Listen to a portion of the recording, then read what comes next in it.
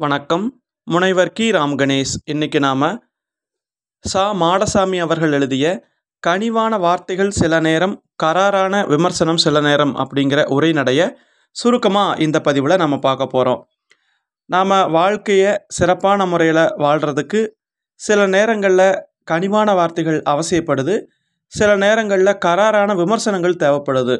இல்லை, கராரான விமர்சனம் அப்படின்னா நம்ம பற்றி கொஞ்சம் கண்டிப்பாக பேசக்கூடிய, பிறர் பேசக்கூடிய செய்திகளை விமர்சனம் பண்ணுவாங்கள்ல, சரியில்லை அப்படி இப்படி அந்த மாதிரி எல்லாமே, நல்லது கெட்டது எல்லாமே அந்த விமர்சனத்தில் அடங்கும். அந்த வகையில் ஒரு உரைநடை பகுதி அமைஞ்சிருக்கு. இது எப்படி தொடங்குதுன்னா, ஒருத்தங்க இந்த கதையை மன்னிக்கணும், இந்த உரைநடை எழுதிய ஆசிரியர் இணையத்தில் வாசித்தேன் அப்படின்னு சொல்லிட்டு ஒரு செய்தி கொடுத்துருக்காரு. இணையம் அப்படிங்கிறது நம்ம இன்டர்நெட்டில் வாசித்த ஒரு கதை. அது ஒரு உண்மையான கதை.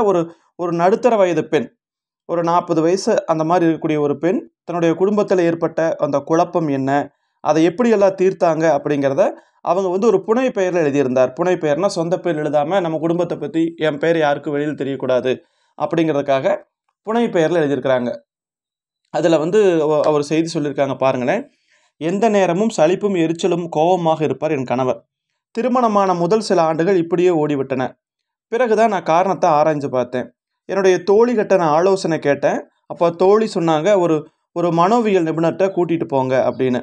மனோவியல் நிபுணராக சைக்காட்ரிஸ்ட்டு, அவர்கிட்ட கூட்டிகிட்டு போய் அங்கே நான் கூட்டிகிட்டு போக சொன்னாங்க.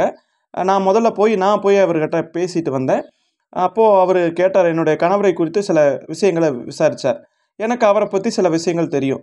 என்னுடைய கணவர் 6ஆம் வகுப்பு படிக்கிறப்பவே அவங்களுடைய அம்மா இறந்துட்டாங்க. அவங்க அப்பா ஒரு ஆசிரியர், ரொம்பவுமே கண்டிப்பானவர். வாயை திறந்தா படின்னு தவிர வேறு எதுவுமே சொல்ல மாட்டார். அவரோடு சேர்ந்து சினிமாவுக்கு போக முடியாது. இந்த மாதிரிலாம் நிறைய ஒரு ஒரு ஒரு கட்டுக்குள்ளேயே வளர்ந்துருக்கிறார். அதுக்கப்புறம் இன்னொரு விஷயத்தையும் பற்றி சொன்னேன். இப்போ என்னுடைய கணவர் அலுவலகத்தில் யாருக்காவது பெருமையும் பாராட்டும் கிடச்சிருச்சுன்னா, இவர் வீட்டுக்கு ஒரு மாதிரி புழுங்கி பேசுவார், ஒரு பொறாமையாக பேசுவார். அப்போ இத்தனை குறுகிய மனசுக்காரராக இருக்கிறாரேன்னு நான் வருத்தப்பட்டேன்.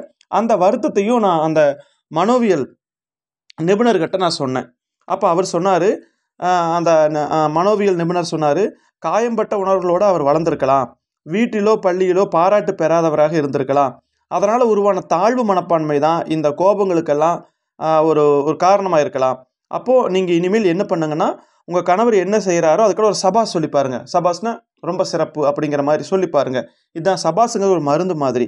அதை சொல்லி பாருங்கள். பல மனோவியாதிகளுக்கு மருந்து சபாஸ் தான். அப்போது நானும் வீட்டுக்கு வந்தேன். ஒரு மாற்றம் நிகழ்ந்துச்சு. என் வீட்டுக்காரர் ஸ்கூட்டரை உதைப்பார்ல, அதை ஸ்டார்ட் பண்ணும்போது, பரவாயில்லையே வண்டி ஒரு உதையிலேயே ஸ்டார்ட் ஆகிடுச்சு அப்படின்னு சொன்ன உடனே என்னுடைய கணவர் முகம் அப்படியே மலர்ந்துருச்சு. அப்புறம் பழைய சட்டையை தான் போட்டிருப்பார். நான் என்ன கேட்பேன், என்ன இது புது சட்டையா, பளிச்சுன்னு இருக்கேன்னு கேட்டால் அப்போது அதுக்கும் சந்தோஷப்படுவார். உண்மையில் வீட்டில் இப்போது சண்டை குறைந்திருக்கிறது. அப்போது ஒரு மிக சின்ன பாராட்டு கூட பார்த்திங்கன்னா எல்லாத்தையும் சந்தோஷப்படுத்துது. அப்போ இதுதான் இன்றைக்கி தேவை. அப்போ அங்கீகாரம் இல்லாமல் நம்ம வளர்கிறது மிகப்பெரிய துயரம். அந்த கசப்பு என்ன பண்ணுன்னா, நம்முடைய வாயையும் மனதையும் விட்டு போகிறதே இல்லை. அதனால தான் தேவையில்லாத பேச வைக்குது, தேவையில்லாத சிந்திக்க வைக்கிறது. அப்படி கசப்போடு வளர்ந்தவருடைய அந்த நிலை அவரை மட்டும் இல்லை, அவரோட சம்மந்தப்பட்டவங்களையும் அதை அனுபவிக்க வேண்டியது வருது. அப்போது நிறைய பேர்த்துக்கு இருக்கக்கூடிய கவலை என்னென்னா, தான் எவ்வளவு கவனிக்கப்படுகிறோம் அப்படிங்கிற ஒரு ஏக்கம். அதுதான் நம்ம 2வது தலைப்பு. ஆதங்கம் இல்லாமல் வளரும் குழந்தைகளும் இல்லை, இளைஞர்கள் இல்லை. ஒரு சிலரை மட்டும்தான் ஆசிரியர்கள் கவனித்து கொண்டாடுறாங்க அப்படிங்கிறது மாணவர்கள் மத்தியில் ஒரு வருத்தமாக இருக்குது. அங்கீகாரம் இல்லாமல் இருக்கே, நமக்குன்னு எந்த ஒரு இதுவுமே இல்லையே அப்படின்னு சில பேர் சில செயல்களை செஞ்சிடறாங்க. அதுக்கு ஒரு உதாரணமாக ஒரு கிராமத்தில் நடந்த ஒரு கதையை சொல்கிறாங்க. கிராமத்தில் ஒரு இளைஞன் கையில் புதுசாக ஒரு கடிகாரம் கட்டிக்கிட்டு வந்திருக்கிறான். எல்லாரும் அதை கவனிக்கணும்னு அவனுடைய விருப்பம். ஒவ்வொருத்தர் முன்னாடியும் கையை நீட்டி பேசுகிறான். யாராவது அந்த வாட்சை பார்த்துட்டு, என்னப்பா வாட்ச் புதுசா அப்படின்னு கேட்கவும் இல்லை, புது வாட்ச் எப்படி இருக்குன்னு அவனே கேட்டிருக்கலாம், அதுக்கும் அவனுக்கு இஷ்டம் இல்லை. அப்போ பாராட்டை கேட்டு வாங்கணுமா அப்படின்னு அவனுக்கு ஒரு பொறுத்து பார்த்தான். சாயந்தரம் வரைக்கும் பார்க்குற ஒரு ரிசல்ட்டும் இல்லை. கோபம் வந்துருச்சு. அந்த ஊரில் வைக்கோல் படப்பு இருக்கும் இல்லையா, அந்த நெல்லெல்லாம் எடுத்ததுக்கப்புறம் அந்த வைக்கோல், அதற்கு தீ வச்சுட்டான். தீ குபுன்னு எரியுது. உடனே எந்த பாவியும் இப்படி தீ வச்சுட்டானேன்னு ஊர் மக்கள் எல்லாம் வாளியாக தண்ணீர் கொண்டு ஊற்றுறாங்க. இவனும் ஒரு வாளி தண்ணீர் கொண்டு ஊற்றுறான். அப்போ தண்ணி ஊற்றுறப்போ ஒருத்தர் பார்த்து கேட்குறாரு, என்னப்பா வாட்ச் புதுசாக சூப்பராக இருக்கேன்னு பாராட்டிருக்கிறார். அப்போ முதல் பார்வை தானே முக்கியம், அடுத்தடுத்த பார்வைகள் தொடர்பு தெரிந்த கதை தானே, எங்கே எனக்கு காட்டு இப்படின்னு ஒவ்வொருத்தராக வாட்சை பார்த்து கைக்கு லட்சணமாக இருக்குப்பான்னு பாராட்டிட்டு போனாங்க.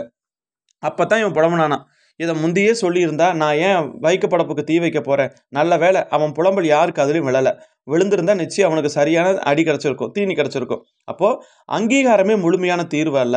அங்கீகாரம் அப்படிங்கிறது ஒரு உத்வேகம், கொஞ்ச நாள் நிறைய வேகம் கூட்டும், இயல்பாக வழிந்து போகும். அப்போ இன்னொரு அங்கீகாரத்துக்கான ஏக்கம் வந்து உட்காரும். அங்கீகாரத்தை விட முக்கியமானது வாய்ப்பு. அப்போது வாய்ப்பு கொடுக்கணும்.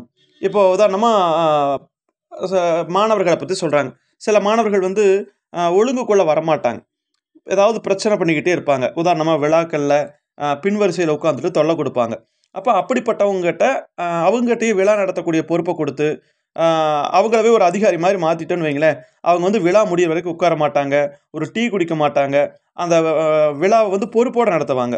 அப்போ வாய்ப்பு உருவாக்கக்கூடிய மாற்றம் தான் இது. அப்போ யாரெல்லாம் தப்பு பண்ணுறாங்களோ, பிரச்சனை பண்ணுறாங்களோ அவங்க கையில் பொறுப்பு கொடுங்க, அவங்க சிறப்பாக செய்வாங்க.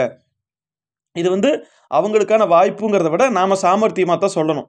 ஏன்னா விழாவையும் சுமூகமாக நடத்துன மாதிரி ஆச்சு, அதே சமயம் அவங்க பிரச்சனையிலிருந்து நாம் தப்பிச்சுக்கிட்ட மாதிரி ஆச்சு.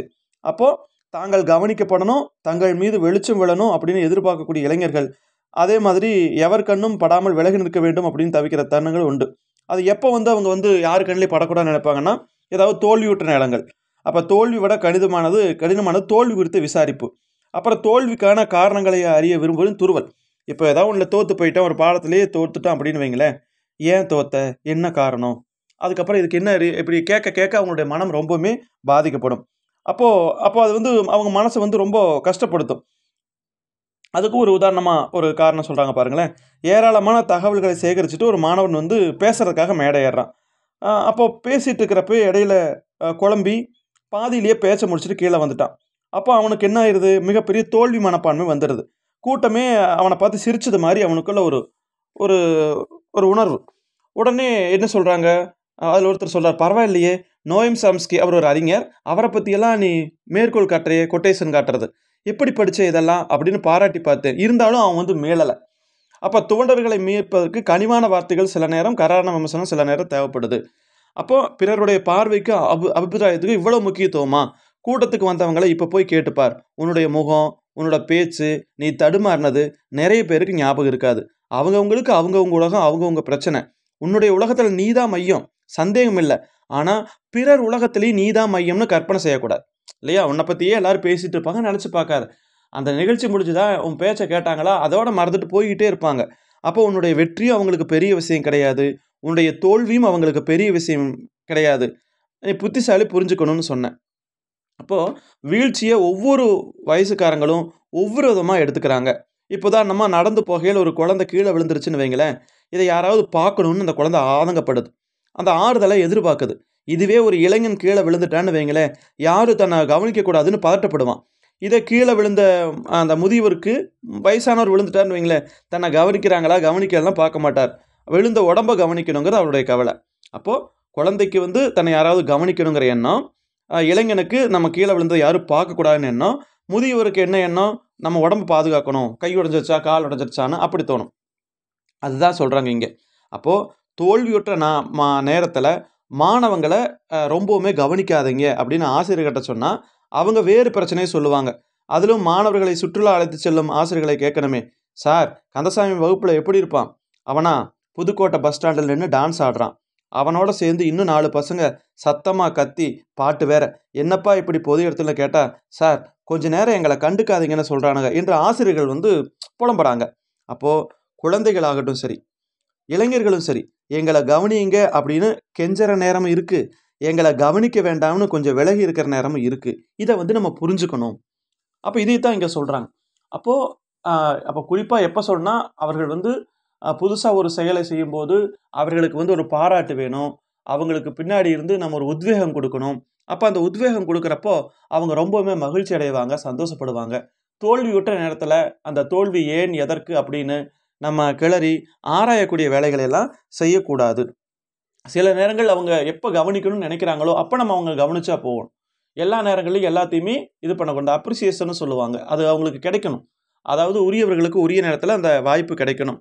அதே மாதிரி அவங்க தோல்வியுற்ற நேரங்களில் அதை போய் நாம் கிளறக்கூடாது. அப்போ இதை புரிஞ்சுக்கிட்டாலே போதுமானது.